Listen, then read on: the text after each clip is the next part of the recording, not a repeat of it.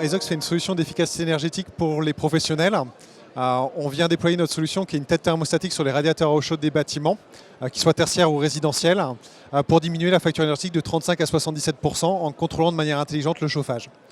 C'est une tête thermostatique, donc elle vient contrôler le chauffage sur les radiateurs à eau chaude, mais elle a la particularité de faire de la collecte de données massive avec 7 capteurs qui permettent de faire la détection de présence et de la génération automatique de planning de chauffage dans le bâtiment.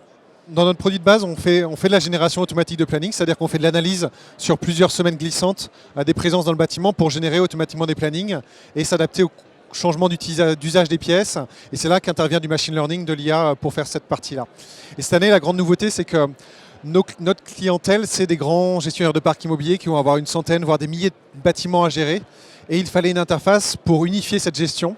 Et c'est la naissance de notre plateforme web qui permet de faire une gestion simple, technique du bâtiment à partir d'une interface unique. Un de nos grands clients, c'est le groupe La Poste, avec qui on a déployé 500 produits l'hiver dernier sur quasiment 12 000 m². C'est un client avec qui on a fait des résultats de 35 à 77% de réduction de leur facture énergétique sur leur parc déployé.